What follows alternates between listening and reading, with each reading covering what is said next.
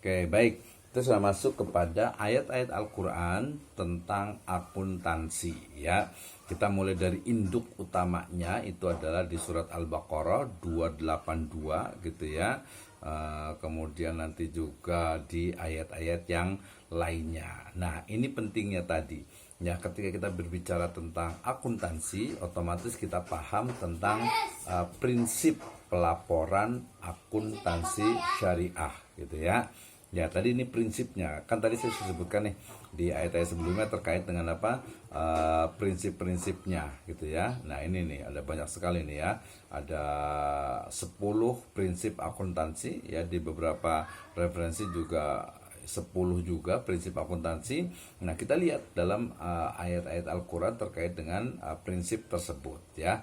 Nah, misalnya yang pertama adalah dilaporkan secara benar di surat Yunus ayat yang ke-5. Nanti kita akan lihat ayatnya ya, insyaallah ta'ala. Kemudian yang kedua, cepat laporannya. Ini di Al-Baqarah 202 ya. Kemudian juga di Ali Imran ayat ke-19.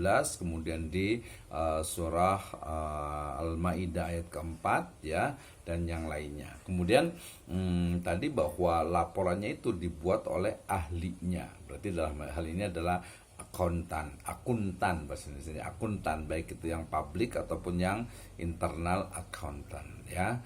Nah, ini ya, ini dalam surat apa, banyak sekali nih ya, di beberapa ayat ya terkait dengan apa, bagaimana harus kepada ahlinya, termasuk juga tadi di surat Al-Baqarah. Nah, sifat dari pelaporan itu kan dia harus terang, jelas, clear, tegas, dan juga informatif. Misalnya di surat Al-Isra ayat ke-12 misalnya gitu ya.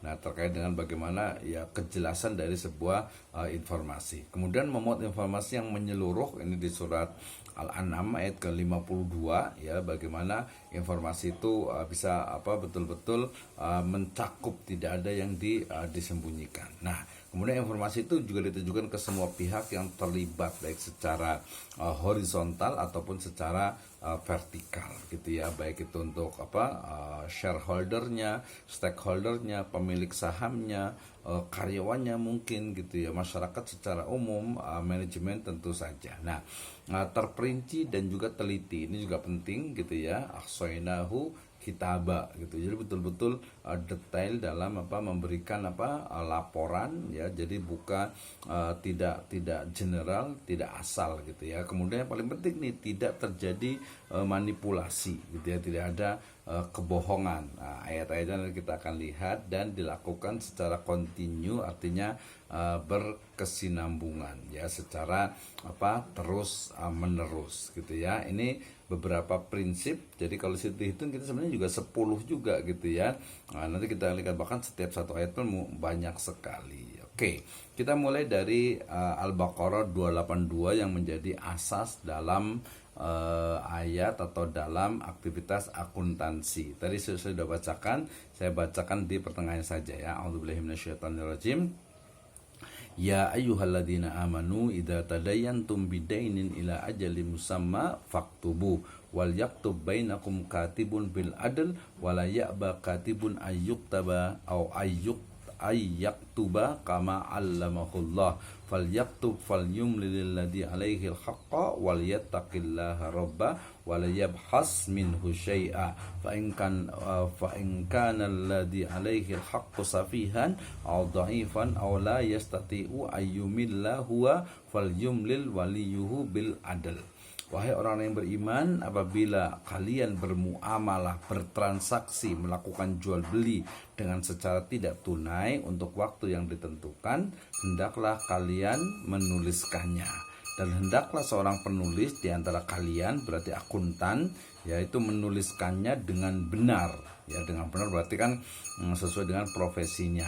Ya, jangan penulis itu menggunakan, atau janganlah penulis enggan menuliskannya sebagaimana Allah telah mengajarkannya, maka hendaklah ia menulis, dan hendaklah orang yang berhutang itu mengimlakan apa yang ia tulis, dan hendaklah ia bertakwa kepada Allah Subhanahu wa taala, dan janganlah ia mengurangi sedikit pun daripada utangnya.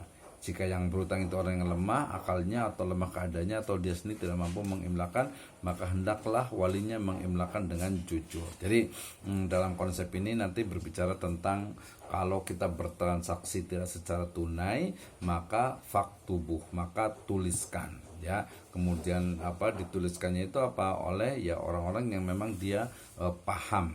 Situ katibun bil adl ya. Jadi di situ memang seorang akuntan dalam ayat ini sangat diperlukan untuk memahami bagaimana transaksi, apalagi transaksi itu harus didasarkan kepada nilai-nilai syariah. Misalnya ada seorang yang berhutang kemudian pengen dicatat, tapi dicatatnya di situ ditambah dengan bunga, maka itu menjadi haram gitu, karena ada unsur ribanya gitu ya. Oke, Al-Baqarah 282. Pertama yang kita pahami, karena ini adalah mata kuliah ayat hadis ekonomi ya, maka kita pahami pertama adalah asbabun nuzul ya. Jadi ayat di Al-Baqarah 282 ini asbabun nuzulnya itu adalah ya ini perkataan dari Ibnu Abbas yang pertama. Jadi Sufyan Ats-Tsauri meriwayatkan dari Ibnu Nujay, dari Mujahid, dari Ibnu Abbas yang mengatakan bahwa ketika ayat ini turun, ya ayyuhalladzina amanu idza tadayantum bidainin ila ajalin musamma faktubu, itu diturunkan berkenaan dengan transaksi jual beli salam yang dibatasi dengan waktunya. Nah, ya, ini penting nih ya. Jadi ternyata ayat di Al-Baqarah 282 asbabun nuzulnya adalah tentang jual beli salam atau jual beli salaf ya. Jual beli salam atau jual beli salam. Apa itu jual beli salam? Kita lihat di riwayat Bukhari dan Muslim, dibawakan oleh Imam Bukhari dari riwayat Sufyan bin Uyainah, kemudian Ibnu Nujay dari Abdullah bin Katsir, dari Abul Minhal dari Ibnu Abbas yang menceritakan tadi ya. Jadi nama qadima Nabi sallallahu alaihi wasallam bil Madinah wa hum yuslifun. Jadi ketika Nabi sallallahu alaihi wasallam itu tiba atau sampai di Madinah ya, ketika beliau itu hijrah dari Makkah ke Madinah, maka orang-orang di Madinah sana itu sudah terbiasa untuk melakukan ya jual beli ya dengan cara dengan cara salaf atau dengan cara salam, yaitu beli ya uangnya terlebih dahulu, baru nanti barangnya itu nanti ya. Ini biasanya kan seperti itu ya. Jadi ada orang ingin beli kurma tapi kurmanya belum ada nih gitu ya, maka ya nggak apa-apa nih, berarti ini saya beli nih ya kurma ini uangnya nanti waktu ketika panen dikasih ke saya gitu ya. Maka dalam hal ini Nabi SAW bersabda, man aslafa fi syai'in fa fi kaili ma'lum wa wazni ma'lum ila ajalin ma'lum ya.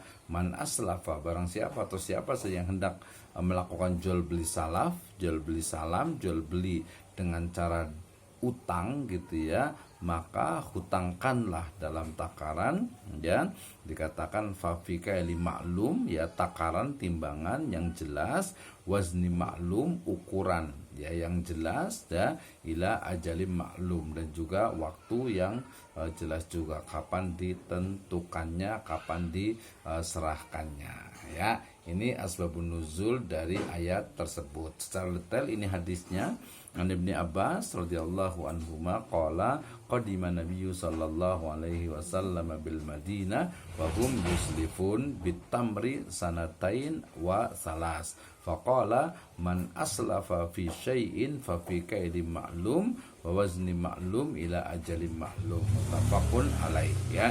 Dari sahabat Ibnu Abbas radhiyallahu anhu, ia berkata, ketika Nabi SAW tiba di Madinah, sedangkan penduduk Madinah telah biasa memesan buah kurma dalam waktu 2 tahun dan 3 tahun, maka beliau bersabda, man aslafa fi syai'in, siapa saja yang memesan sesuatu atau menjual atau melakukan transaksi jual beli salaf ya, maka hendaklah ia memesan dan jumlah yang jumlah takaran yang telah diketahui, bahwa wazni maklum fi kaili maklum ila ajalin maklum. Jadi kail itu adalah timbangan, atau lebih tepatnya itu adalah yang diukur gitu ya, diukur ya, wawazni maklum, jadi ditimbang. Jadi zaman dulu kan ada yang dipakai timbangan gitu ya, ada yang pakai jumlah saja ya. Ya, jadi itu harus jelas. Jadi kalau mau beli misalnya kalau di Indonesia ya padi lah ya, atau beras gitu ya. Oke, saya mau beli beras gitu ya, misalnya 1 kuintal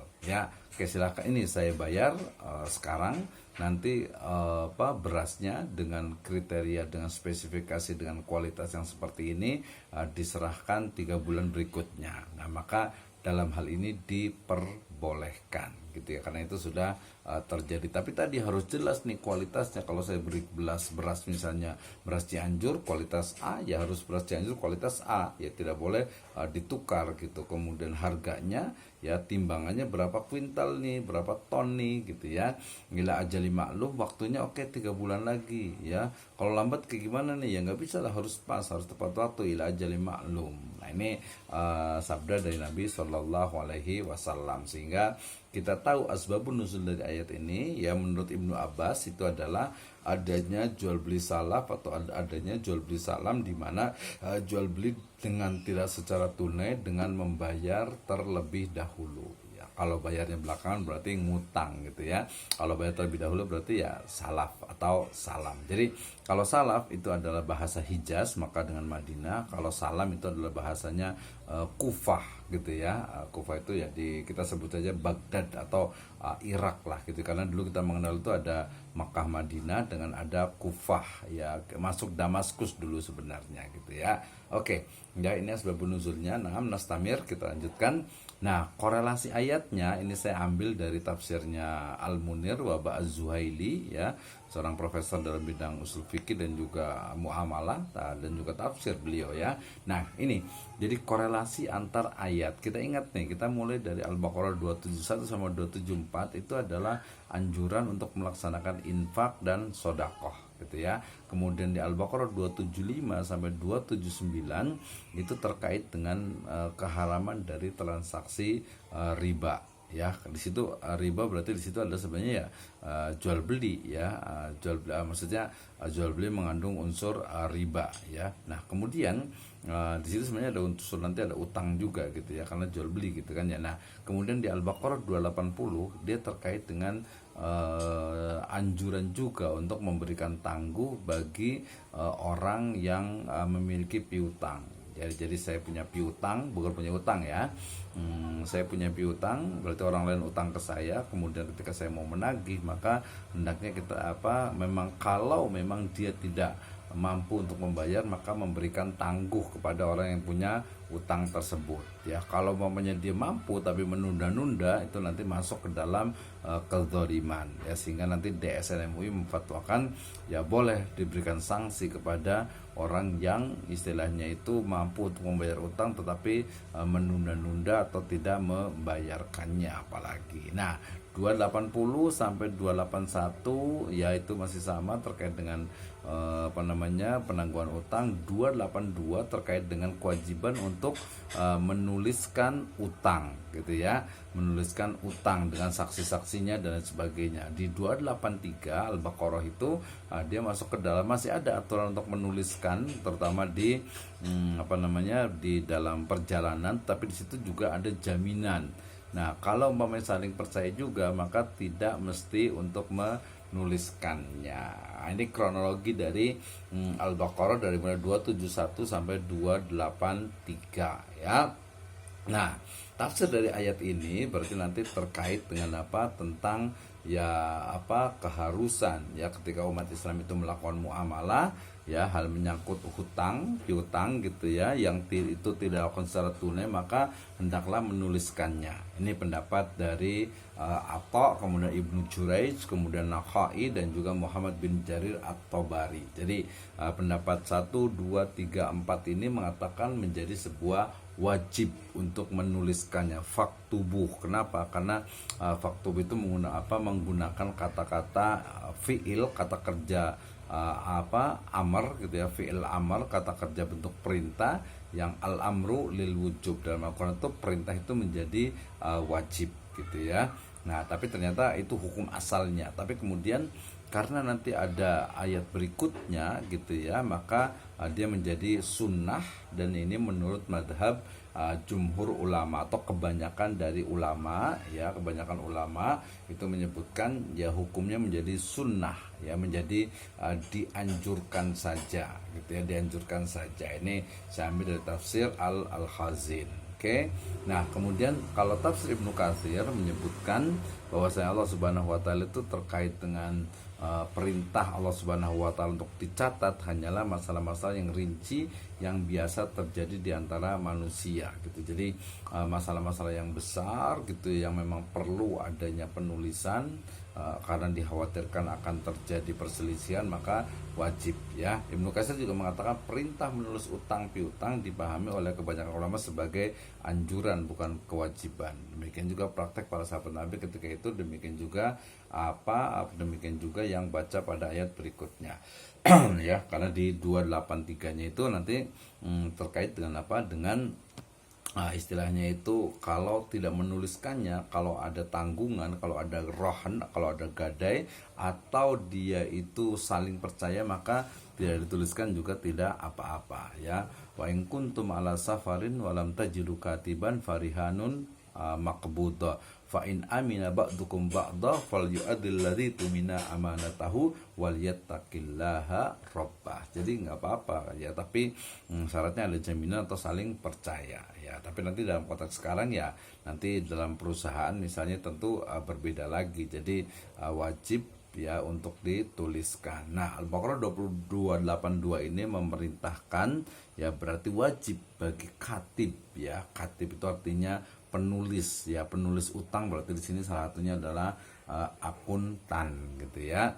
Nah, jadi dia wajib menulis kepercayaan itu dengan benar, adil ya, artinya itu tidak berat sebelah, kemudian juga tidak pula menuliskan melainkan hanya apa yang telah disepakati. Jadi ya dituliskan apa adanya, jelas ini masuk ke dalam etika dari akuntan. Makanya tadi ya apa adanya, tidak boleh dilebih-lebihkan, tidak boleh dikurangi. Wah, ini Wahab Zuhaili ketika bicara tentang al-wajiz ini banyak sekali. Nanti insya Allah akan saya share untuk materinya ini. Nanti ketuanya saya kirim lewat WA ke koordinator kelasnya gitu ya. Ya, karena ini bicara tentang muamalah gitu ya, kemudian kata-kata dain, kemudian kata-kata katib, kemudian kata-kata saksi gitu ya, sampai kepada penghakimannya, kemudian juga bagaimana kewajiban bagi para saksi itu, dan seterusnya. Nah, sedangkan yang dari Indonesia tafsir Al-Azhar menyebutkan ya, Buya Hamka menyebutkan bahwa perhatikan tujuan ayat, yaitu kepada sekalian yang beriman kepada Allah supaya utang piutang ditulis ya. Itulah dia yang berbuat suatu pekerjaan karena Allah, karena perintah Allah dilaksanakan. Sebab itu tidaklah layak karena berbaik hati kepada kedua belah pihak lalu berkata tidak perlu dituliskan karena kita sudah mempercayai, padahal umur kedua pihak sama-sama di tangan Allah Subhanahu wa taala. Jadi perkataan dari Buya Hamka ini ya menyebutkan ya dituliskan gitu ya, sangat dianjurkan untuk dituliskan. Kenapa? Karena bisa jadi kalau tidak dituliskan itu lupa gitu ya, atau mungkin salah satunya meninggal dunia sehingga tidak ada catatannya gitu ya.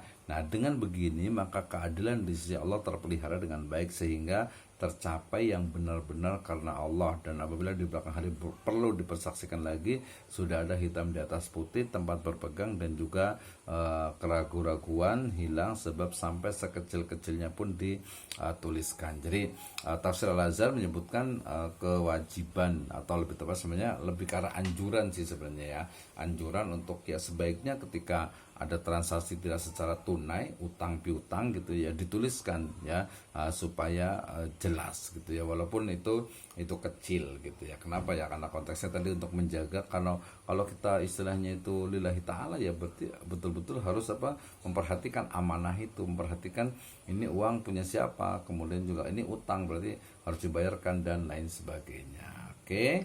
Ini juga masih terkait dengan tafsiran dari ayat juga tadi ya, tentang identifikasi transaksi, periodisasi juga gitu ya, ada profesi akuntan, ada karakteristik akuntansi sampai kepada saksi ya. Jadi tafsir di Al-Baqarah 282 itu ternyata di sana ada unsur identifikasi transaksi tentang apa? Tentang bagaimana transaksi kategori masuk ke aset, kewajiban, modal, beban atau pendapatan. Mencatat transaksi di sini ada kata-kata kataba yang berarti mencatat atau menulis, jelas sekali. Periodisasi juga ini bisa dilihat dari sisi istilahnya itu waktu dalam penulisannya. Profesi juga ada katib, tadi itu adalah penulis atau pencatat, itu adalah seorang akuntan gitu ya. Kemudian karakteristiknya terkait dengan kewajiban ya, debitur ataupun kreditur. Nah, ini kalau yang utang piutang ya, kalau mamanya di pembiayanya berarti sohibul mal dengan mudharib atau musyarik gitu ya. Termasuk juga konsep dari saksi dalam Al-Baqarah 282. Nah, ini faedah dari ayat Al-Baqarah 82. Pertama adalah hukum asal. Jadi kewajiban menulis akad. Jadi hukum asal itu adalah wajib untuk menulis akad ya, adanya saksi dan mengambil jaminan. Jadi nanti hukum asalnya mengambil jaminan ketika memang tidak ada istilahnya itu di perjalanan, kemudian tidak ada tidak secara tunai gitu ya, tidak ada saksi, tidak ada penulis. Tadi kan ya, wa in kuntum ala safarin walam tajidu katiban. Jadi kalau kita semuanya bertransaksi ya dalam keadaan safar atau di luar negeri gitu ya, dan tidak ada penulis ya, sekarang kayaknya sudah, karena tentu adalah yang nuliskannya gitu ya, maka farihanun makbutoh. Jadi boleh dengan adanya jaminan ya, atau tadi saling percaya. Jadi hukum asalnya adalah wajib, kemudian tidak wajibnya itu adalah adanya rukhsah atau keringanan apabila penulis atau saksi tidak ada. Ingat yang pertama ya. Jadi kalau penulis atau saksi itu tidak ada, atau saling percaya antara pihak yang berakad. Jadi kalau penulis dan saksi ini berarti terkait dengan apa ya, doruriyah, darurat ya. Penulisnya nggak ada, mau kayak gimana lagi, saksinya tidak ada ya, mau kayak gimana lagi gitu. Jadi ya nggak usah dituliskan gitu. Atau tadi saling percaya antar pihak yang berakad. Ini saya ambil dari tafsir Al-Maraghi gitu ya, bahwa hukum asalnya adalah wajib menuliskannya, kemudian ada rukhsah ketika adanya qarinah atau adanya sebab-sebab yang tidak mewajibkannya ya. Wajib menulis pada akad besar yang dikhawatirkan terjadi perselisihan ya, ataupun tidak terjadi perselisihan juga wajib menjadi akad besar. Akad besar ini maksudnya ya akad jual beli yang memang jumlahnya itu besar dalam artian ya itu biasa dikembalikan kepada uruf, kepada kebiasaan pada masyarakat beli rumah gitu ya, utang mungkin 1 juta gitu, utang 5 juta gitu ya, atau mungkin utang benda-benda yang lainnya, kredit dan sebagainya, itu harus dituliskan. Nah, hukumnya menjadi mubah atau boleh saja pada akad kecil dan juga saling mempercayai. Jadi ya nggak apa-apa tidak dituliskan gitu, tapi akadnya itu memang akad kecil. Tapi kalau jual beli rumah gitu, apalagi utang gitu ya, harus dibelikan. Tapi kalau cash ya beda lagi gitu. Kalau cash ya mungkin hanya surat terima saja gitu ya. Tapi kalau namanya utang ya harus dihitung cicilannya kapan, berapa kali, apakah sudah bayar atau belum. Nah, itu kenapa? Karena sangat rentan untuk terjadinya perselisihan. Oke, Al-Baqarah 282. Mudah-mudahan hafal, dan biasanya mahasiswa itu di ujian komprehensif itu harus hafal nih ayat ini ya. Ya minimal tadi sampai ya ayyuhalladzina amanu idza tadayantum bidainin ila ajalin musamma faktubuh. Nah, sampai situ aja nggak apa-apa lah gitu ya. Karena itu adalah kewajiban untuk menuliskan. Oke? Itu ayat yang pertama. Yang berikut